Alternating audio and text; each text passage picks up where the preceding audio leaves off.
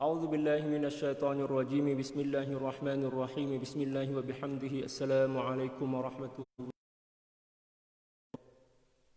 إن الله وملائكته يصلون على النبي يا أيها الذين آمنوا صلوا عليه وسلموا تسليما. اللهم صل على سيدنا محمد عبدك ورسولك النبي الأمي وعلى آله وسلم. اللهم صل على سيدنا محمد عبدك ورسولك النبي الأمي وعلى آله وسلم. اللهم صل على سيدنا محمد عبدك ورسولك النبي الأمي وعلى آله وسلم. اللهم صل على سيدنا محمد عبدك ورسولك النبي الأمي وعلى آله وسلم. اللهم صل على سيدنا محمد عبدك ورسولك النبي الأمي وعلى آله وسلم. اللهم صل على سيدنا محمد عبدك ورسولك النبي الأمي وعلى آله وسلم. اللهم صل على سيدنا محمد عبدك ورسولك النبي الأمي وعلى آله وسلم. اللهم صل على سيدنا محمد عبدك ورسولك النبي الأمي وعلى آله وسلم.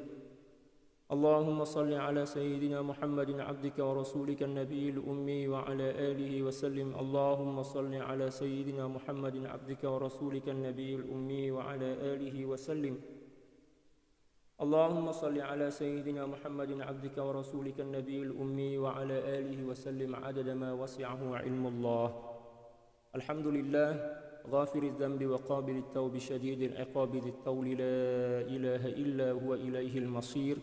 الصلاة والسلام على المبعوث رحمة للعالمين سيدنا محمد وعلى آله وصحبه أجمعين. اللهم اغفر لأمة سيدنا محمد صلى الله عليه وسلم وأصلح أمة سيدنا محمد صلى الله عليه وسلم وفرج عن أمة سيدنا محمد صلى الله عليه وسلم وارحم أمة سيدنا محمد صلى الله عليه وسلم وألف بين قلوب أمة سيدنا محمد صلى الله عليه وسلم لما تحب وترضاه وافتح لنا فتوح العارفين بك بحق سيدنا محمد صلى الله عليه وسلم. سبحانك لا علم لنا إلا ما علمتنا إنك أنت العليم الحكيم ولا حول ولا قوة إلا بالله العلي العظيم. رب اشرح لي صدري ويسر لي أمري واحلل عقدة من لساني يفقه قولي. وصلى الله على سيدنا محمد وعلى آله وصحبه وسلم والحمد لله رب العالمين.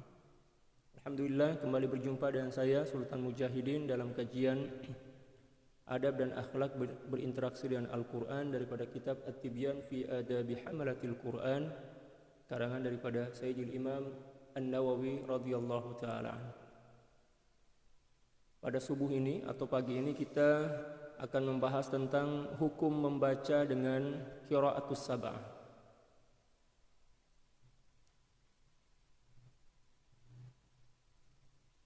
قال المؤلف رحمه الله تعالى ونفعنا الله بعلومه وعلوم شيوخه وشيوخنا وجميع أولياء الله الصالحين في الدارين اللهم آمين بالسند المتصل عن مشايخنا إلى الإمام النووي رضي الله تعالى عنه. فصل تجوز قراءة القرآن بالقراءات السبع المجمع عليها ولا تجوز بغير السبع. Fasal yang menjelaskan tentang dibenarkan untuk membaca Al-Quran dengan qiraat sab'ah. Dibenarkan. Yang memang telah disepakati ya, qiraat tersebut. Qiraat sab'ah itu diantaranya adalah qiraat Hafs an Asim. Demikian juga Qalun. Demikian juga Kisai dan lain sebagainya. Nanti boleh baca dalam kitab-kitab qiraat. Wala tajuzu bi ghairi sab'ah.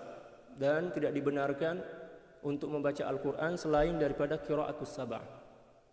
Wala birriwayatis syadzatil manqulati 'anil qurra'is sab'ah. Demikian juga tidak boleh membaca Al-Quran atau tidak dibenarkan membaca Al-Quran dengan riwayat yang syadzah, ya, yang tidak mu'tabar, yang tidak kuat. Ya, al-manqulati 'anil qurra'is sab'ah, yang dinakal daripada para pakar qiraat yang 7. Jadi ada beberapa riwayat yang syadzah maknanya pelik lah, aneh, yang menyalahi yang mutawatir macam itu. Wa sayati fil bab as-sabi'i insyaallah ta'ala bayanu ittifaqil fuqaha'i an istitabati man yaqra' bisyawazzi idza qara'a biha. dan akan dijelaskan pada bab yang ketujuh nanti insyaallah, kata beliau, tentang keterangan kesepakatan para fuqaha atas hukuman bagi seseorang yang membaca dan qiraatus syadzah, ya, dituntut untuk segera bertaubat kepada Allah Subhanahu wa taala bila mana dia membaca dengan qiraat asy-syadzah. Apabila ada seorang yang membaca Al-Qur'an saja, dia sedar tanpa ada paksaan membaca Al-Qur'an dan qiraat asy-syadzah, maka dia dituntut untuk segera bertaubat sebab dikira sebagai dosa besar. Itu menurut para ulama. Wa qala ashabuna wa ghairuhum, dan para imam kami, ashab di sini bukan sahabat, tempat kawan kita pergi makan dan lain sebagainya. Yang dimaksud di sini adalah para penghulu daripada ulama-ulama mazhab Syafi'iyah. Qala ashabuna wa ghairuhum, telah berkata ashab kami, yaitu para penghulu, para ulama-ulama besar daripada mazhab Syafi'i, wa ghairuhum, selain mereka, lau qara'a bisyawazi fi sholati batalat sholatuhu in kana alima wa in kana jahilan lam tabtul. Bila mana seorang membaca Al-Qur'an dengan qiraat syadzah atau syawaz dalam solat, bila mana dia tahu, dia alim, maka solatnya batal. Tapi alhamdulillah secara amnya kita tak pernah lagi dengar qiraat syadzah ini kan, qiraat syawaz. Setakat pakar-pakar qiraah aja yang baca. Saya pun masa belajar qiraat, bukan belajar secara khas, tapi pernahlah ikut kelas qiraah tuh. Saya tak pernah lagi tak pernah lagi membaca qiraat syadzah itu. Alhamdulillah. Kita setakat diajarkan qiraat yang mutawatir. Tapi kalau memang seseorang mengambil pengajian pengajian qiraat itu memang dia tahu lah. Kalau saya pengajian saya bukan qiraat, tapi alhamdulillah pernah belajar qiraat. Pernah belajar macam itu ya, selalu ponteng. Ya, tak serius. Lau qara'a bisyawazi fi sholati batala sholatuhu in kana aliman wa in kana jahilan falam tabtul. Bila mana ada seorang yang salat dan di dalam salat itu dia membaca Al-Qur'an dengan qiraat syadzah atau syawaz, maka salat dia batal. Bila mana dia tahulah tentang hukum tidak dibenarkannya seseorang membaca dan qiraatus syadzah. Tapi kalau dia tak tahu hukum, maka salatnya tak batal. Ini kata mazhab Syafi'i dan kebanyakan para ulama lah. Walam tuhsab lahu bitilka al-qiraah. Akan tetapi dia tak mendapatkan apa-apa atau tidak mendapatkan pahala lah daripada qiraat dia. Wa qad naqala al-Imam Abu Umar bin Abdul Bar al-Hafidh ijma' al-muslimin ala annahu la tajuzu al-qira'atu bisyadz wa annahu la yusalla khalfa man yaqra' biha. Al-Imam Abu Umar bin Abdul Bar, seorang hafizul hadis, bukan hafizul Quran. Hafiz ini adalah gelaran kepada seorang ulama yang menghafaz ratusan ribu hadis-hadis baginda Rasulullah SAW beserta sanad-sanad dia. Ijma' al-muslimin, beliau menakal kesepakatan atau ijma' kaum muslimin. Yang dimaksud muslimin di sini bukan muslimin secara am, bukan muslimin secara am. Contoh saya, para jamaah dan lain sebagainya. Kata muslimin dalam ijma' yang dimaksud di situ adalah para ulama yang mu'tabar. Bukan muslimin secara am. Jangan pula kita bawa perkataan Sayyidil Imam Abu Umar bin Abdul Bar ini mengatakan, oh ternyata kita pun boleh bagi kesepakatan kepada suatu hukum kan? Oh tak boleh. Yang dimaksud dengan muslimin di sini adalah para ulama, para pakar lah, para imam. Ijma' al-muslimina ala annahu la tajuzul qira'atu bisyadz. Ijma' para ulama yang mengatakan bahwa tidak boleh atau tidak dibenarkan membaca Al-Qur'an dan qira'at syadz. Wa annahu la yusalla khalfa man yaqra', annahu la yusalli khalfa man yaqra' biha, dan dia tidak dibenarkan untuk menjadi makmum kepada seseorang yang membaca Al-Qur'an dan qira'at syadzah atau syawaz. Qala al-ulama man qara'a bisyadzi In kana jahilan bihi aw in kana jahilan bihi aw bitahrimihi urrifa dzalik. Kata para ulama, bila mana ada seseorang yang membaca Al-Quran dan qiraat syaz atau syawaz atau syazza sama aja, bila mana dia tak tahu tentang hukum keharaman atau tak dibenarkannya seorang membaca dan qiraat itu, ya, atau tidak mengetahui tentang keharaman atau tidak bolehnya seorang membaca dengan itu, maka urrifa dzalik, ya, maka dibagi tahulah dulu, bagi tahu hukum hakam dia. Fa in 'ada ilaihi aw kana 'aliman bihi 'uzzira ta'ziran balighan ila an yantahi 'an dzalik. Tapi bila mana dia kembali lagi membacanya dengan qiraat syadzah setelah kita dibagi tahu tentang keharaman dan tidak dibenarkannya membaca Al-Qur'an dan qiraat syadzah, dia kembali lagi atau dia telah mengetahui hukum hakam itu semula daripada awal lagi, tapi dia buat juga ya uzzira ta'ziran balighan, maka dibagi hukuman dengan hukuman yang berat hinggalah ya, dia berhenti. Kalau zaman dahulu ta'zir dia orang itu ada dengan cambukan, ya kan, ya, dengan penjara dan lain sebagainya. Sebab bila mana dibiar aja akan menjadi fitnah. Ya. Masyarakat keliru lah kan. Kenapa pula ada bacaan macam ni? Tak sama pun dengan ustaz tu, tak sama pun dengan kiai itu, tak sama pun bacaan dia dengan tok guru itu.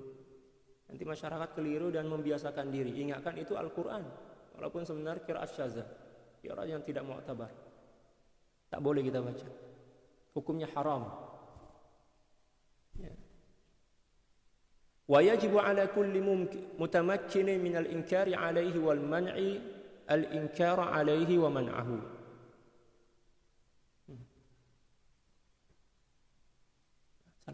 Wa yajibu ala kulli mutamakkinin min al-inkari alaihi wal man'i al-inkaru alaihi wa man'uhu. Macam itu yang betul bacaannya.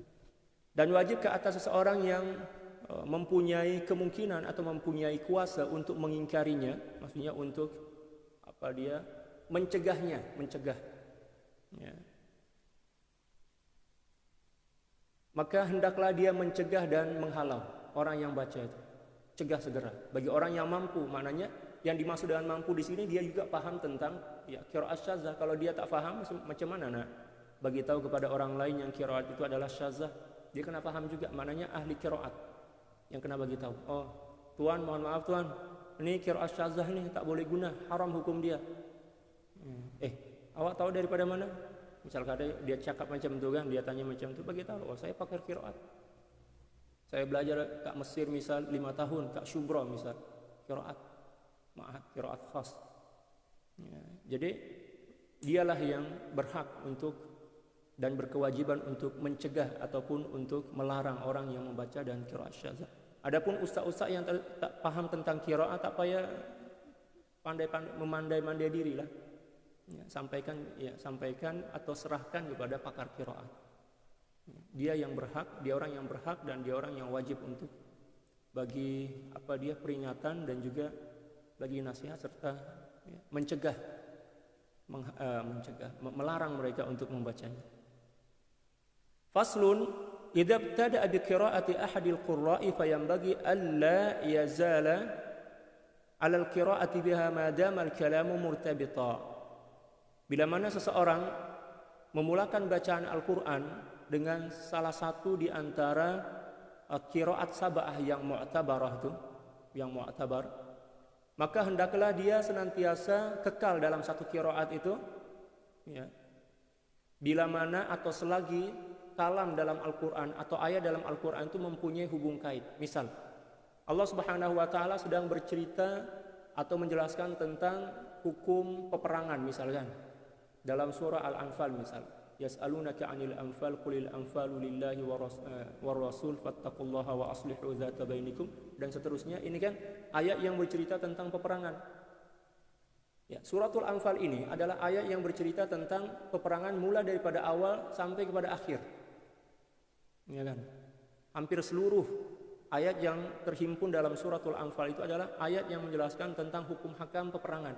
Hukum hakam peperangan, demikian juga tentang pembagian harta ghanimah, ya, pembagian ghanimah dan lain sebagainya. Ya, taktik perang ya. Ya, di situ juga dijelaskan. Maka seseorang ya, digalakkan atau diperintahkan untuk tetap menggunakan satu qiraat sampailah surah Ali Imran surah Al-Anfal ini habis. Jangan pula satu ayat guna qiraat Qalun, ayat yang kedua pula guna Hafs, ayat yang ketiga guna Kisai dan lain sebagainya. Tak boleh. Itu adab. Ini satu di antara adab. Mungkin kita bertanya-tanya lah kan, apa hubung kait antara pembahasan tentang qiraat ini dengan adab? Ya. Itulah adab dia. Adab dia itu nampak kita konsisten dalam satu qiraat. Sebab bila mana kita bertukar-tukar qiraat, apatah lagi dalam satu ayat kita tukar 5 qiraat misal, itu sebenarnya makruh. Bila mana makruh maknanya su'ul adab lah kan, menyalahi hukum. Macam itu. Tapi sekarang ramai saya dengar para qari membaca Al-Quran dengan tukar-tukar qiraat dalam satu ayat. Ya, kalau kita mengikut pandangan para ulama ini ya, kurang afdol lah. Kurang afdol. Sebab terkadang-kadang 5 ayat yang dia orang baca itu masih lagi membahas atau bercerita tentang satu perkara yang sama. Ada murtabit, ada hubung kait dia. Korelasi kalau dalam bahasa Indonesia korelasi. Fayambagi alla yazala 'ala al-qira'ati biha ma dama al-kalamu murtabita. Fa idza qada irtibatuhu falahu ay yaqra'a bi qira'atin akhara min as-sab'. Bila mana dah habis dah hubung kait atau korelasi ya, beberapa ayat itu sudah masuk pada perbincangan perkara yang lain yang berbeza dengan perbincangan yang tadi, maka dia boleh memilih ya, satu di antara qiraat sab'ah yang lainnya. Misal mula-mula dia baca qiraat Hafs, baca 5 ayat yang menjelaskan tentang hukum jual beli, misal buyu', babul buyu', tentang buyu'. Selepas itu membahas tentang pernikahan misalnya, dah tajuk berbeza dah kan. Nah, boleh dia tukar menggunakan qiraat yang lain. Misal dia ambil Qalun misal, tak ada masalah. Wal aula dawamuhu 'ala al-ula fi hadzal majlis. Akan tetapi yang lebih aula, yang lebih baik, yang lebih utama adalah dia kekal menggunakan satu qiraat sahaja dalam satu majlis. Selagi dia berada dalam satu majlis, satu persembahan, misal baca Al-Qur'an, maka ya lebih beradab bila mana dia setakat menggunakan satu qiraat sahaja.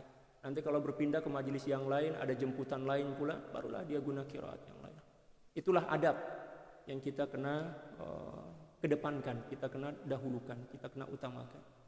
Tapi di akhir zaman ini, di zaman kita sekarang ini, ramai orang yang pandai baca Quran, suara pun merdu sangat luar biasa, tapi mungkin dia orang tak pernah baca lagi kitab ini. Dia orang tak pernah baca lagi kitab At-Tibyan ini. Setiap orang yang mencintai Al-Quran, apatah lagi para penghafaz Al-Quran, maka sebenarnya dia kena membaca kitab ini. Sebab seluruh perkara berkenaan dengan adab, hukum, hakam membaca Al-Quran dan lain sebagainya ada dalam kitab ini. Ya, kena baca sebenarnya. Tapi sekarang itulah jarang dah pengajian kitab nih, jarang. Jarang orang nak baca kitab nih. Itulah satu alasan atau sebab mengapa saya mencoba untuk membaca kitab ini. Sebab saya tak pernah jumpa lagi ada orang yang baca kitab ini, apatah lagi di kuliah-kuliah. Kebanyakan tentang politik, kebanyakan tentang fiqh. Okeylah, alhamdulillah. Kebanyakan tentang sirah Nabi, alhamdulillah, okeylah juga tuh. Tapi saya tak pernah dengar lagi, ada kok tapi saya tak pernah dengar, saya tak pernah tengok orang yang baca kitab ini. Kalaupun ada mungkin setakat satu bab sahaja, satu tajuk je, dia tak baca habis. Itulah yang membuat saya tergerak hati lah. Ya, okeylah tak apa, saya baca, saya pun nak ilmu kan. Saya baca kitab ini sebenarnya untuk diri saya juga lah, untuk belajar. Ya, bukan nak mengajar pun sebenarnya. Ya, kita muzakarah. Dan macam itu yang menyebabkan saya membaca kitab ini. Saya pilih kitab ini pertama sebab tak ramai orang yang baca. Kalaupun sekiranya ada yang baca setakat 1 tajuk, 2 tajuk, tak ada orang yang belum, tak ramai lagi orang yang baca mulai daripada awal sampai akhir. Saya pilih kitab ini. Yang kedua, alhamdulillah kitab ini saya ada sanad dia, alhamdulillah. Yang ketiga, kitab ini adalah di antara kitab yang paling berkat. Sebab kitab-kitab Imam Nawawi, di antaranya adalah kitab At-Tibyan ini, dibaca oleh seluruh mazhab. Walaupun beliau bermazhab Syafi'i, akan tetapi seluruh mazhab mengguna atau membaca kitab-kitab beliau, menjadikan rujukan kitab-kitab beliau, menjadikan referensi lah macam itu. Mananya berkatlah kitab ini, alhamdulillah. Dan sebab yang seterusnya, saya pun tak seberapa paham tentang adab, saya kurang adab kan. Itulah saya baca kitab ini agar saya semakin beradab. Allahu Akbar.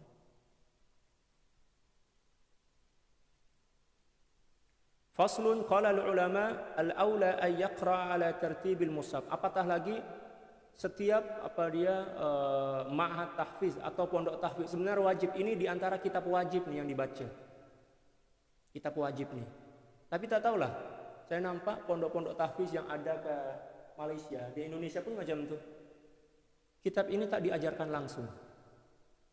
Sehinggalah para hufaz, para penghafaz Al-Qur'an, bila mana selepas dia orang khatam hafazan Al-Qur'an, dia orang baca Al-Qur'an tuh macam budak-budak kecil, walaupun umur dah 80-70 tahun, tak ada adab langsung kepada Al-Qur'an. Tak ada adab langsung. Yang saya nampak lah, diantaranya saya lah, termasuk saya kan. Tak ada adab langsung. Baca Quran tuh macam baca koran, macam baca, tak tahulah baca apa, baca surat kabar lah, majalah. Nah itulah yang menyebabkan keberkatan daripada bacaan Quran itu ya sikit lah, ada tapi sikit. Ya, sebenarnya kitab ini wajib, ini merupakan satu di antara kitab wajib, subjek yang wajib dibaca pada setiap ma'had tahfiz ataupun pondok-pondok tahfiz. Pondok-pondok tahfiz. Kalau boleh buat daurah lah kan, buat daurah sekali, kumpul pelajar-pelajar itu buat daurah mungkin 2 atau 3 hari, habiskan kitab ini mulai daripada awal sampai kepada penghujung dia khatam lah kan, lepas itu bagi ijazah, itu lagi cantik sebenarnya. Tapi sekarang tak ada. Para pelajar kita ini setakat tahfiz je, tak belajar adab, tak belajar terutama adab lah. Kalau fardu ain alhamdulillah ada sikit-sikit ya, asas ya. Tapi adab khas tentang cara berinteraksi dengan Al-Quran ini yang memang kita kurang lagi.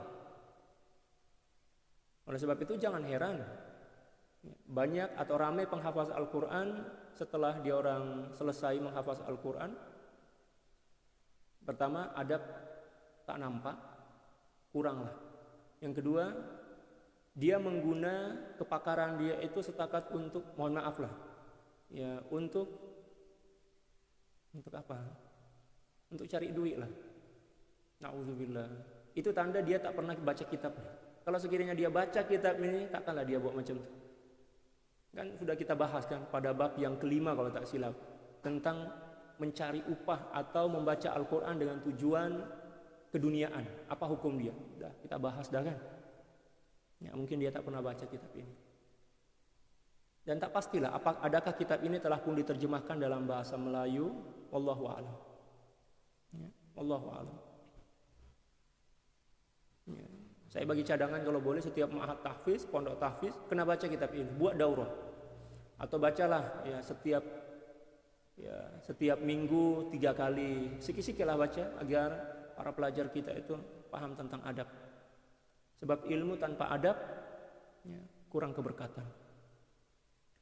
Faslun qala al-ulama al-aula ay yaqra ala tartibil mushafi fa yaqra al-Fatihata thumma al-Baqarata thumma Ala Imran thumma ma ba'daha ala tartib. Kata para ulama, lebih aula, lebih utama, lebih baik seseorang yang membaca Al-Qur'an itu dia kena membaca secara tertib, secara tersusun. Dimulakan dengan suratul Fatihah, dah habis dari surah Fatihah, masuk kepada surah Al-Baqarah, daripada surah Al-Baqarah kepada Ali Imran, daripada Ali Imran kepada An-Nisa, daripada An-Nisa Al-Maidah, daripada Al-Maidah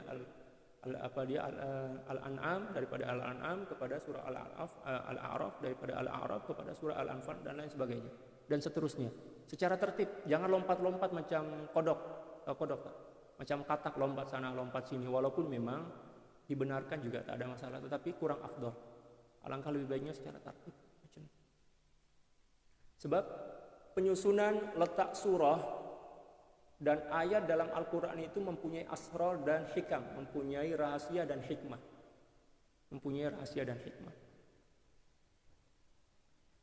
Dan penyusunan ayat dan surah itu kan tauqifi ya, tauqifi. Maknanya memang daripada baginda Rasulullah SAW. Tauqifian. Daripada baginda Rasulullah SAW. Baginda yang susun. Baginda yang perintah para sahabat untuk susun macam itu. Maknanya ada hikmah lah di situ. Ada rahasia dia. Wa sawa'un qara'a fi sholati aw fi ghairiha, sama ada dia membaca ataupun di luar salat. Hatta qala ba'du ashabina idza qara'a fi ar-rak'ati al-ula surata qul a'udzu birabbin nas yaqra' fi as-saniyati ba'da al-fatihati min al-baqarah. Ya. Sehinggalah para imam-imam dalam mazhab Syafi'i berpendapat bila mana seseorang membaca Al-Quran setelah suratul Fatihah dalam sholat pada rakaat yang pertama Qul a'udzu birabbin nas, maka hendaklah dia membaca pada rakaat yang kedua setelah suratul Fatihah ya suratul Baqarah. Ambil sedikit daripada suratul Baqarah. Misal ada seseorang yang membaca Al-Quran pada rakaat yang pertama sholat subuh, selepas suratul Fatihah dia baca suratul Nas. Itu kan penghujung daripada seluruh surah kan, surah yang ke-114. Pada rakaat yang kedua nanti selepas dia membaca Al-Fatihah, dia kena membaca awal-awal suratul Baqarah, sekurang-kurangnya 5 ayat daripada suratul Baqarah itu. Wa ulaika humul muflihun, gitu kan? Ulaika ala hudam mir rabbihim wa ulaika humul muflihun, sampai situlah mulai daripada alif lam mim. Agar dia dikira sebagai seorang yang membaca Al-Quran secara tersusun, tertib. Itu dalam pandangan mazhab Syafi'i.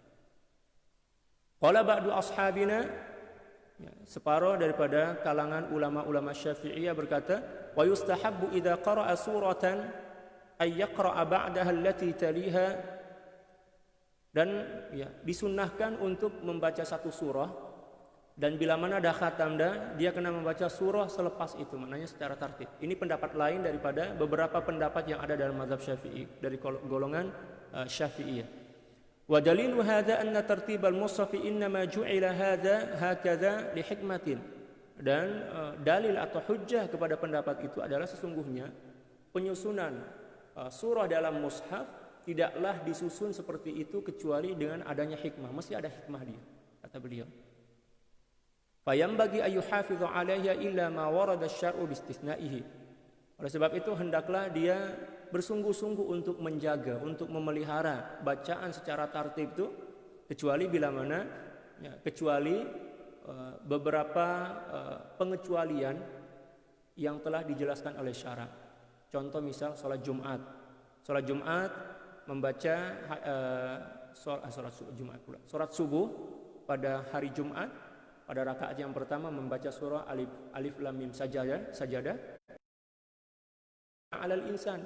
Jarak antara as-sajadah dan hal ata ini kan banyak kan? Ya, yang menyalahi bukan menyalahi, maknanya yang menjadi perantara antara dua surah ini banyak surah yang lainnya. Ini diperbolehkan sebab memang dikecualikan, masuk dalam pengecualian ya syara'. Jadi ada beberapa hukum yang dikecualikan oleh syara'.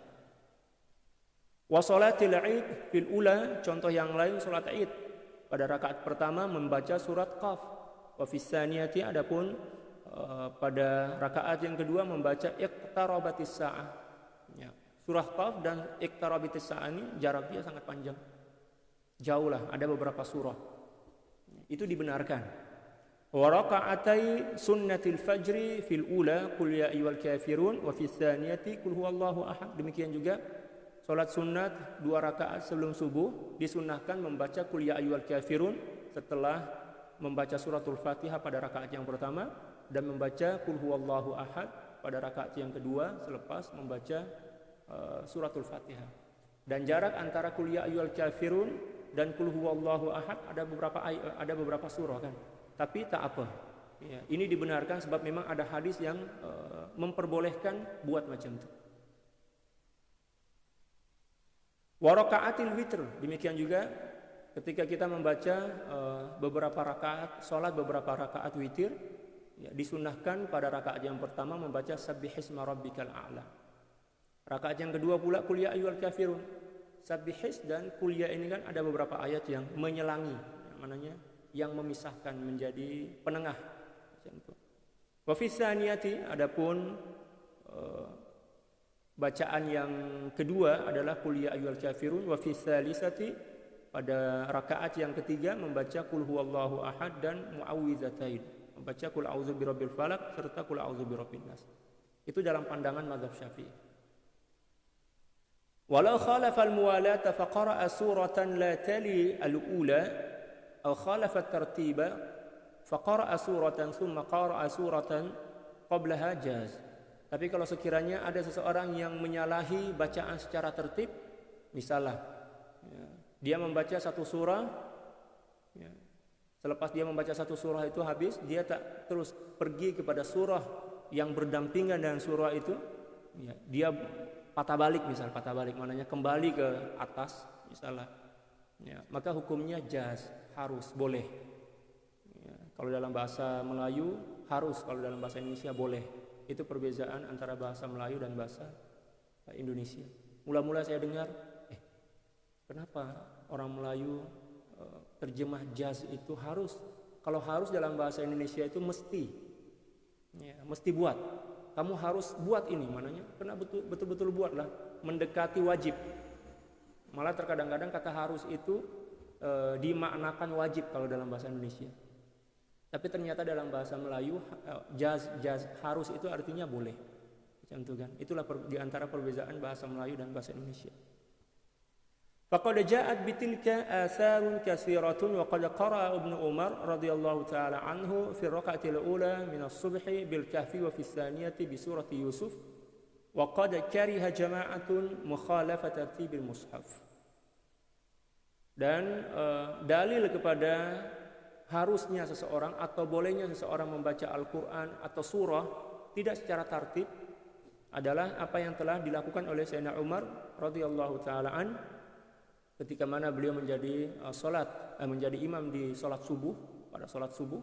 Pada rakaat pertama beliau membaca suratul Kahfi, manakala pada rakaat yang kedua beliau membaca surah Yusuf. Surah Kahfi berada pada juzuk yang separuh berada pada juzuk yang ke-15 dan separuh berada pada juzuk yang ke-16. Manakala surah Yusuf separuh dia berada pada juzuk penghujung daripada juzuk 12 dan masuk kepada juzuk yang ke-13. Maknanya dimulakan dengan juzuk 15-16, lepas itu ke belakang kan. Patah balik 12-13. Maknanya tak tertib lah kan. Itu boleh, tak ada masalah pun. Tapi kurang afdal. Macam itu. Wa qad kariha jama'atu mukhalafat tartibil mushaf. Dan ada segolongan ulama yang tidak suka, maknanya mengatakan bahwa hukumnya makruh membaca Al-Qur'an tidak tertib. Makruh. Tapi kalau kita mazhab Syafi'i tak makruh pun. Tak makruh. Hukum dia jawaz. Harus atau boleh. Rawa Ibnu Abi Daud anil Hasan, diriwayatkan oleh Ibnu Abi Daud daripada Sayyidina Al-Hasan, annahu kana yakrahu mukhalafat tartibil mushaf. Beliau tidak suka atau memakruhkan membaca Al-Qur'an dengan tartib surah yang tak sesuai dengan susunan Al-Qur'an. Mengapa dia orang cakap makruh? Sebab nak jaga adab tuh. Setiap susunan yang telah disusun oleh baginda Rasulullah SAW dalam perkara apapun mesti di situ ada hikmah, di situ ada adab, dan itulah adab yang sebenar. Demikian juga di situ ada ada asrar, ada rahasia, ada futuhat, ada pembukaan rahasia hati lah macam itu. Wa bi isnadihi sahih, dan dengan sanad dia yang sahih daripada Abdullah bin Mas'ud radhiyallahu taala anhu annahu qila lah, dikatakan kepada beliau, inna fulanan yaqra'ul qur'ana mangkusan wa qala dzalika mangkusul qalbi. Ya Allah, garang juga Sayyidina Abdullah bin Mas'ud ini. Suatu saat ada seorang yang bertanya kepada beliau, Tuhan, macam mana pula ada seseorang yang membaca Al-Quran itu tidak secara tartib. Misal katalah, mula-mula dia baca Qul huwallahu ahad, lepas itu dia pergi kepada Qul ya ayyuhal kafirun, lepas itu pergi kepada Ad-Duha, lepas itu pergi kepada awal juz Ammah. Macam mana hukum dia, Tuhan? Beliau cakap, dzalika mangkusul qalbi. Itulah seseorang yang hatinya terbalik. Na'udzubillah. Maknanya beliau marahlah. Hati dia terbalik. Kenapa pula dia buat macam itu? Tak sesuai dengan adat kebiasaan lah kan. Itulah kehebatan para sahabat nak jaga adab kepada baginda Rasulullah. Nak jaga adab kepada guru lah tu. Guru cakap, guru dah contohkan macam cara dia baca Al-Quran itu macam ni susunan dia, bla bla bla. Dia pula buat yang tak sesuai atau bercanggah, berlawanan dengan ajaran guru dia. Para sahabat tak nak buat macam dia, orang tak boleh buat. Dia orang tunduk dan patuh 100% kepada baginda. Itulah mengapa mereka mendapatkan kemuliaan yang cukup dan luar biasa. Subhanallah. Wa amma qira'atu surati manqusatan min akhiriha ila awwaliha fa mamnu'un man'an mu'akkadan. Adapun membaca surah secara berbalik, secara terbalik, min akhiriha ila awwaliha fa mamnu'un man'an mu'akkadan, maka hukumnya tercegah, dilarang dengan larangan yang cukup kuat. Misal ada seseorang yang membaca Al-Quran dimulakan daripada suratul Nas, surat Qul a'udzu birabbil falaq, Qul huwallahu ahad dan lain sebagainya, naik habis juz Ammah tu pergi kepada juz 29, daripada 29 ke atas kata macam tu, hukumnya ya mamnu'un man'an mu'akkadan, tercegah, sangat dilarang dengan larangan yang cukup keras macam tu. Fa innahu yadhhabu ba'da durubil ijaz, karena itu yuzhibu bukan yadhhaba, karena sesungguhnya dia telah membuang separuh maksud atau makna majaz atau makna bukan majaz, i'jaz, separuh di antara kemukjizatan Al-Quran. Bila mana dia baca secara berbalik macam tu, maknanya dia saja nak buang ya makna mukjizat, kemukjizatan daripada Al-Quran. Sebab satu di antara kemukjizatan Al-Quran yang diletak oleh Allah Subhanahu wa taala adalah kemukjizatan pada susunan dia, pada susunan ayat, pada susunan surah itu ada nilai-nilai kemukjizatan yang Allah ajarkan kepada kita. Bila mana dia baca yang tak sesuai dengan susunan Allah Subhanahu wa taala, tak sesuai dengan susunan baginda Rasulullah sallallahu alaihi wasallam, maknanya dia saja nak buang ya kemukjizatan atau makna dan hikmah-hikmah kemukjizatan daripada penyusunan surah dan ayat tersebut. Wa yuzilu hikmata tartibil ayat. Demikian juga maknanya dia saja nak buang hikmah daripada penyusunan ayat. Wa qad rawa Ibnu Abi Dawud an Ibrahim an-Nakhai al-Imam at-Tabi'i al-Jalil wal Imam Malik bin Anas annahuma kariha dhalik wa anna Malikan kana yu'ibuhu wa yaqulu hadza 'azim. Allah. Ya. Telah diriwayatkan oleh Ibnu Abi Dawud daripada Sayyidina Ibrahim an-Nakhai yang merupakan seorang tabi'in yang sangat mulia, yang sangat agung. Demikian juga daripada Imam Malik bin Anas radhiyallahu taala anhu 'anil jami'. Sesungguhnya beliau berdua ya, sangat membenci bacaan seperti itu. Maknanya membaca secara mangkusan maknanya secara berbalik.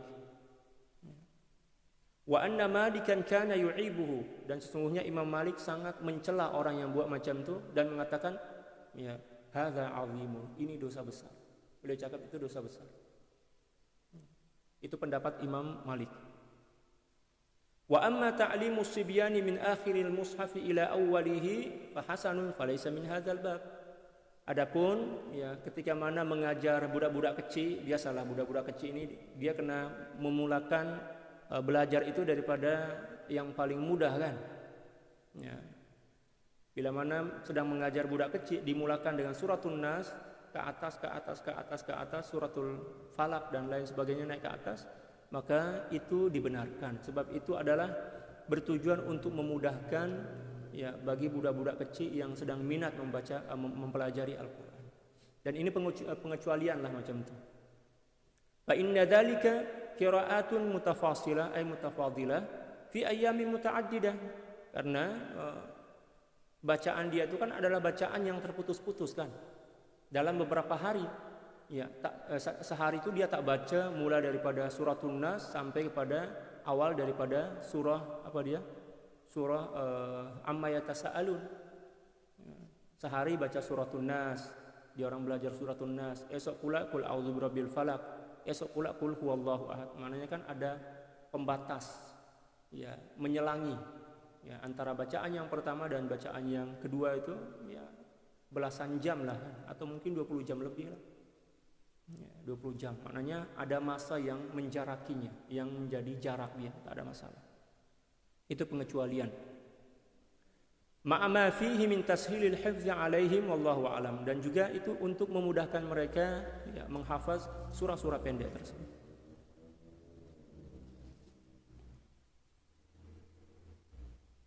Faslun, satu fasal, qiraatul Qur'ani minal mushafi afdalu minal qiraati ala dhahril qalb. Pasal yang menjelaskan tentang membaca Al-Qur'an dengan melihat atau memandang kepada mushaf itu lebih afdal daripada membaca Al-Qur'an setakat menggunakan hafazan sahaja. Walaupun dia hafaz Al-Qur'an, ya, tetap ya, lebih afdal. Bukan bermakna tak boleh, boleh je, tapi kurang afdal. Kalau nak bandingkan dengan membaca Al-Qur'an setakat menggunakan hafazan atau membaca Al-Qur'an dengan melihat mushaf, maka membaca Al-Qur'an dengan melihat mushaf itu adalah lebih afdal walaupun ya, dia adalah penghafaz Al-Qur'an. Li'anna an-nazara fil mushafi ibadatun matlubah. Sebab sesungguhnya memandang kepada mushaf itu dah dikira sebagai ibadah yang dituntut. Masya Allah. Tengok mushaf ya, itu ibadah ternyata. Betul, betul ibadah. Nah, tapi kena tengok dengan rindu lah kan, dengan hormat. Bukan tengok macam tu, bukan ibadah. Kalau tengok ada rasa Allahu Akbar, alhamdulillah saya menjadi satu di antara golongan kaum muslimin yang dibagi hidayah oleh Allah, dibagi Al-Qur'an. Itulah pedoman hidup saya. Oh, itu ibadah yang cukup agung, cukup besar. Banyak jenis ibadah yang terkadang-kadang kita tak kira dan kita tak sangka bahwa itu adalah ibadah. Di antaranya memandang mushaf. Saya teringat kepada kisah Sayyidina Utsman bin Affan radhiyallahu taala. Sayyidina Utsman bin Affan ini di antara sahabat yang memang cukup tergila-gila kepada mushaf, kepada Al-Qur'an. Jadi beliau mempunyai satu mushaf tuh, beliau letak ke atas. Ada satu tempat, kalau kita kan terkadang kita letak kat bawah. Terkadang kita letak kat beg kita. Beg pula kita bawa macam bawa barang macam ni. Nauzubillah, itu dah sulah adab. Tak ada keberkatan tu. Beliau letak ke atas. Rumah beliau kecil je, walaupun beliau seorang khalifah. Beliau ada rak khas letak Al-Qur'an macam tu. Bila mana beliau nak keluar rumah, ada tugas kan. Nah, ada hal lah, ada sesuatu yang beliau nak kerjakan. Beliau memandang kepada Al-Qur'an itu dengan pandangan macam seolah-olah sedang memandang kepada istri dia, kepada kekasih dia. Ya, beliau cakap kepada Al-Qur'an itu, wahai Qur'an, engkau adalah cintaku, engkau adalah kekasihku. Ya, aku sangat merindui kamu, aku sangat menyayangi kamu. Beliau ambil, beliau cium. Mohon maaf ya, minta izin, saya nak keluar sekejap. Nanti saya balik lagi, saya akan kembali kepada kamu. Macam tu, macam budak-budak kecil. Sebab apa? Cukup cinta dan cukup sayang kepada Al-Qur'an, kepada mushaf. Jadi bila mana beliau lelah, letih sebagai seorang khalifah kan, letih sebab beliau pun manusia. Obat untuk membuang rasa letih dan rasa lelah itu adalah mushaf. Beliau ambil, beliau peluk, setakat peluk je macam tu, energi, semangat beliau itu terus memuncak macam tu. Kalau kita kebalikannya, tengok Al-Qur'an tu lemas kita. Lemas itu maknanya apa? lemas, apa sih ini orang panggil? Lemas tuh lemah lah. Tengok Al-Quran, ya kan? Baru baca auzubillahi minasyaitonirrajim dah menguap dah, kita ngantuk dah. Sebab memang tak ada rasa cinta, tak ada rasa rindu kepada Al-Quran. Sayyidina Utsman itu memang. Sampailah beliau meninggal dunia dalam keadaan membaca Al-Quran dan darah beliau itu tercicir mengenai mushaf. Subhanallah, Sayyidina Utsman bin Affan radhiyallahu taala anhu wa anhu. Subhanallah. Seorang sahabat yang cukup cinta kepada Al-Quran. Nah, setakat melihat, memandang kepada mushaf itu dah ibadah. Fatajtami'ul qira'atu wan nazar wa hakadha qalahu al-qadhi Husain min ashabina wal imam Abu Hamid Al-Ghazali wa jama'atun minas salaf. Ya, bila mana dia membaca Al-Quran dengan memandang kepada mushaf walaupun dia menghafaz Al-Quran, ya, maka dia telah menghimpun antara membaca dan juga memandang atau melihat kepada mushaf.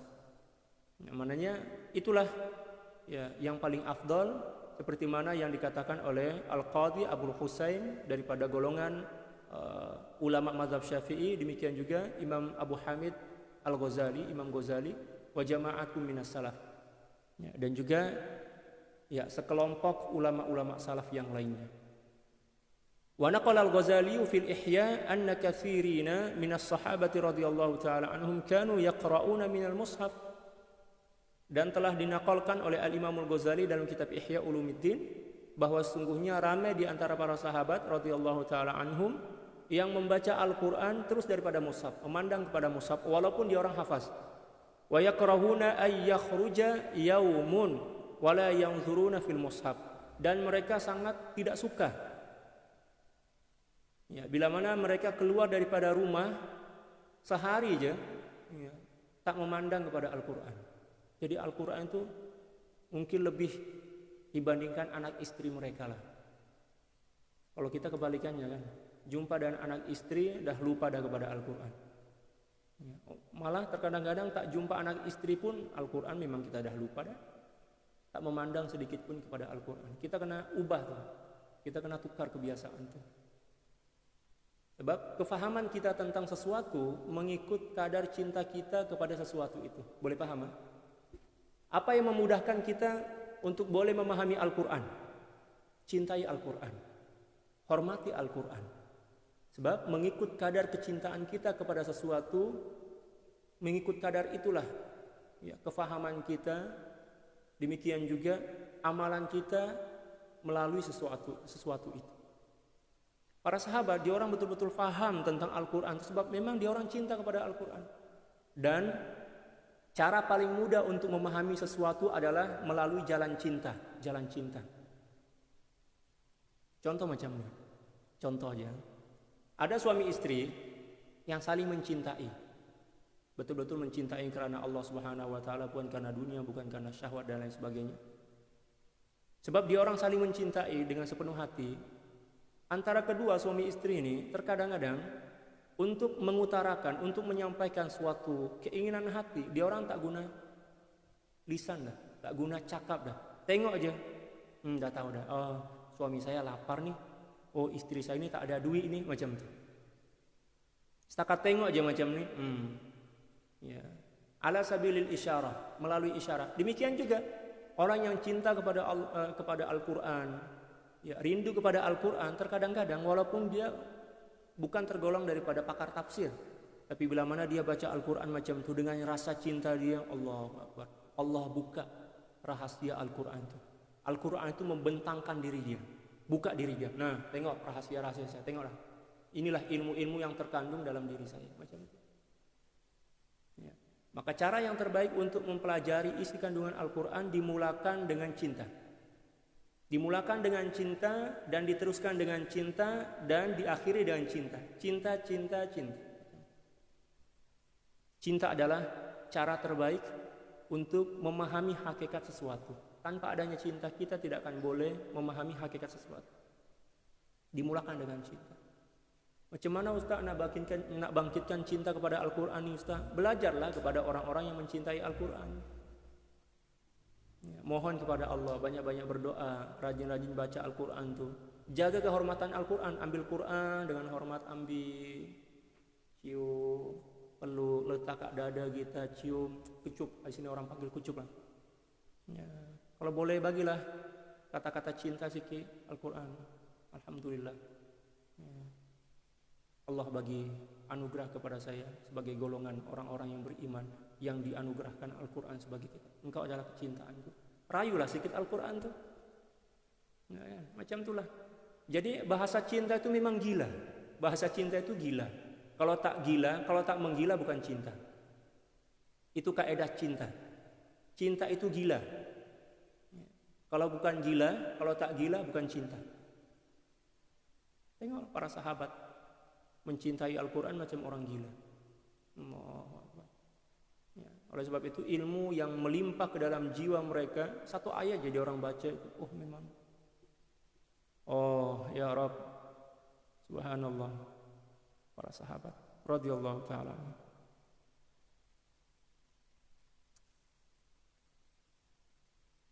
Cara yang terbaik adalah dengan jalan cinta.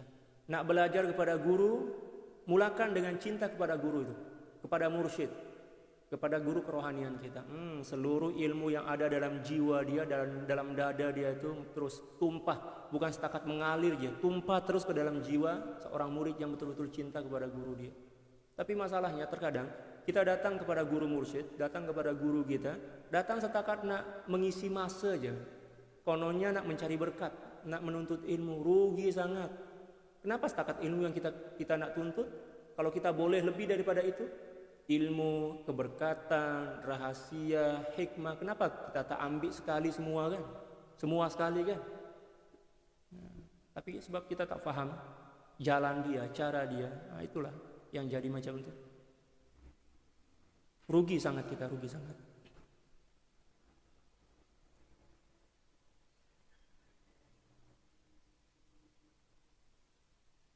Warawa Ibnu Abi Dawud al-qira'ata fil mushaf an katsir min as-salaf wa lam ara fihi khilafa. Diriwayatkan daripada Sayyidina Ibnu Abi Dawud tentang membaca Al-Qur'an daripada mushaf, memandang kepada mushaf dari ramai para ulama salafus saleh, dan saya tidak melihat atau tidak memandang di situ ada khilaf, maknanya para ulama sepakat. Kita baca sedikit lagi, nak habiskan satu pasal dalam ya. Sikit lagi. Walau qila innahu yakhtalifu bi ikhtilafil ashkhas. Kalau dikatakan membaca Al-Qur'an itu mengikut hal keadaan seseorang, fatukhtarul qira'atu fil mushafi liman istawa khusyu'uhu wa tadabburuhu fi halatai al-qira'ati minal mushafi wa an zahril qalbi. Dibaca dibaca pula? Dipilih bacaan terus daripada mushaf ya, bagi seseorang yang sama kadar kekhusyuan dan tadabbur dia dalam dua keadaan, yaitu ketika membaca Al-Quran terus daripada mushaf ataupun tidak menggunakan mushaf, setakat menggunakan hafazan, kekuatan hafazan dia ya, itu pandangan yang pertama.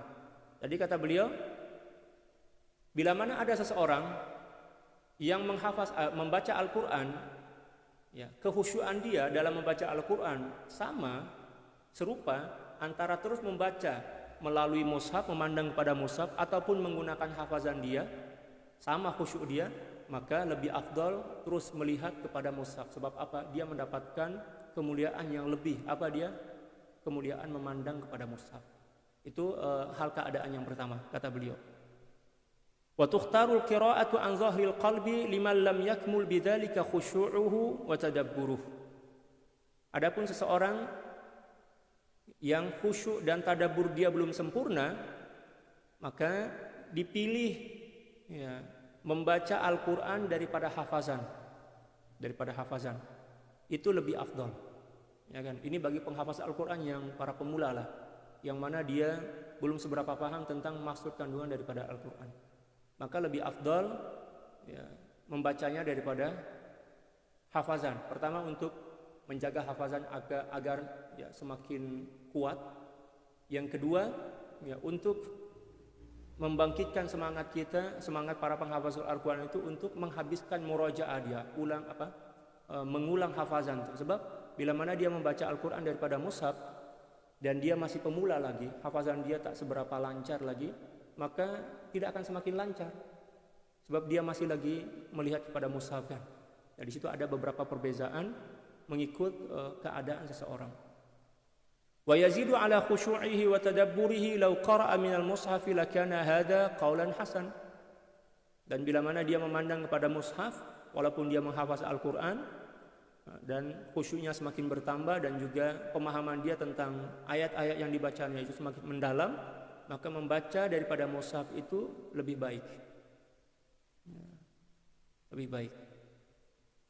Wa zahiru anna kalam as-salafi wa fi'lahum mahmulun ala hadha tafsil. Dan secara zahirnya ya, memang demikianlah pemahaman dan juga apa yang dicontohkan oleh para salafun saleh. Maknanya maksud daripada perkataan salafun saleh yang dinakal tadi sebenarnya macam itu. Arah dia sama. Kalau sekiranya membaca Al-Qur'an dengan memandang kepada mushaf itu semakin menambah khusyuk dan kefahaman tentang Al-Qur'an, maka itu lebih afdal. Tetapi bagi seseorang yang pemula yang baru menghafaz Al-Qur'an, yang hafazan Al-Qur'an dia baru nak lancarkan hafazan itu, dia nak melekatkan hafazan itu dalam hati, bila mana dia melihat kepada mushaf sambil membaca Al-Qur'an, maka hafazan itu tidak semakin lekat dalam jiwa dia, maka membaca Al-Qur'an daripada hafazan itu lebih utama. Itulah perbezaan yang berlaku di kalangan para ulama. Wallahu a'lam bissawab. Subhanaka la ilma lana illa ma 'allamtana innaka antal alimul hakim wa la haula wa la quwwata illa billahil aliyyil azim.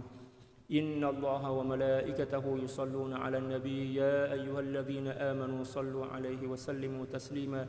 اللهم صل على سيدنا محمد عبدك ورسولك النبي الأمي وعلى آله وسلم. اللهم صل على سيدنا محمد عبدك ورسولك النبي الأمي وعلى آله وسلم. اللهم صل على سيدنا محمد عبدك ورسولك النبي الأمي وعلى آله وسلم. اللهم صل على سيدنا محمد عبدك ورسولك النبي الأمي وعلى آله وسلم. اللهم صل على سيدنا محمد عبدك ورسولك النبي الأمي وعلى آله وسلم. اللهم صل على سيدنا محمد عبدك ورسولك النبي الأمي وعلى آله وسلم.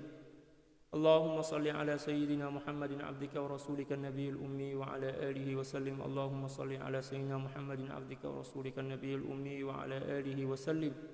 اللهم صل على سيدنا محمد عبدك ورسولك النبي الأمي وعلى آله وسلم. اللهم صل على سيدنا محمد عبدك ورسولك النبي الأمي وعلى آله وسلم.